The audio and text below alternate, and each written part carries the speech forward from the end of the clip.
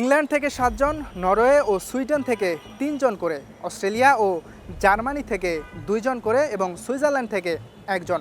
Transfer মার্কেটের দেয়া তথ্য অনুযায়ী শ্রীলঙ্কা জাতীয় দলের 26 জনের স্কোয়াডের এখন 18 জন ফুটবলারই প্রবাসী খেলছেন। হিসাবটা প্রায় শ্রীলঙ্কা দলের 80% ফুটবলার যাদের জন্ম কিংবা বেড়ে ওঠা শ্রীলঙ্কায় নয়। সাফ চ্যাম্পিয়নশিপের গ্রুপ পর্বে সেই শ্রীলঙ্কার বিপক্ষেই খেলতে হবে বাংলাদেশকে। তাই থমাস ডুলির জন্য এই লঙ্কান রাজ্যে একটা হুমকির নাম তা বলার অপেক্ষা রাখে না।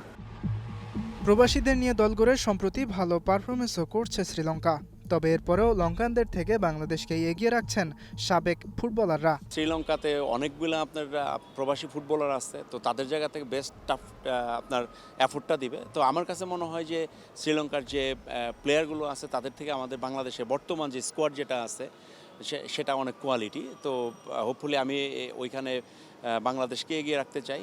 তো সাফে হয়তো মনে হবে আপনি খুব ফেভারিট, আপনার দল খুব স্ট্রং, বাট আলটিমেটলি সাফে গিয়ে কিন্তু রেজাল্ট পাওয়াটা খুব ডিফিকাল্ট। না, আমরা বেশিটা এগিয়ে থাকবো যেহেতু আমরা হোস্ট নেশন। সেকেন্ড থেকে হলো আমাদের দলটা খুব ভালো আর কি।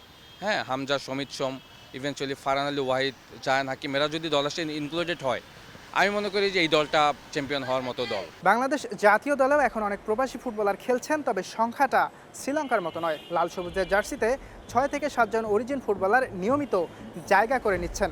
খুশির সংবাদ হচ্ছে এই সংখ্যাটা প্রায় দ্বিগুণ হতে যাচ্ছে। ইতিমধ্যেই ফারহান আলী ওয়াহিদের ব্যাপারটা নিশ্চিত করেছে বাফুফে, যাকে সাফ চ্যাম্পিয়নশিপের আগে সেপ্টেম্বরের উইন্ডো থেকেই পাওয়ার কথা, যার অভিষেকটা ইতিমধ্যে ইংলিশ প্রিমিয়ার লিগের ক্লাব ফুলহ্যামের মূল দলেও হয়ে গেছে। এছাড়াও জায়ান হাকিমের কথাও জানিয়েছে বাফুফে, তাকেও সেপ্টেম্বরের উইন্ডোতে পাওয়া না গেলেও নভেম্বরে যে সাফ সেখানে পাওয়ার আশা করছে ফেডারেশন। এই 2 জন তারকা ফুটবলারকে ছাড়াও আরও 3 জন ফুটবলারকে জাতীয় দলে অন্তর্ভুক্তি করার পরিকল্পনা করছে বাফুফে। তাদের প্রোফাইলটা এখন থমাস ডুলির কাছে আছে। উনি যদি আমাকে ক্লিয়ারেন্স দেয় যে হ্যাঁ আমি এদেরকে দেখতে চাই, ইন দ্যাট কেস আমি তাদেরকে ডাকবো সেপ্টেম্বর উইন্ডোর জন্য। সো ফ্রম নাও টিল সাফ 5 জন অরিজিন প্লেয়ার ইনক্লুডিং ফারহান এবং জায়ান ক্যাম্পে আসবে ইনশাল্লাহ। তারপরে তো কোচের সিদ্ধান্ত। বাট যে প্রোফাইলের প্লেয়ারদের সাথে আমরা কথা বলছি, আমার একটা বিশ্বাস আছে এখান থেকে অ্যাটলিস্ট 4 জন ডেফিনেটলি মেইন ক্যাম্পে যাবে ইনশাল্লাহ। 4 নভেম্বর থেকে শুরু হবে সাফ চ্যাম্পিয়নশিপ। সবকটি ম্যাচই অনুষ্ঠিত হবে ঢাকার জাতীয় স্টেডিয়ামে।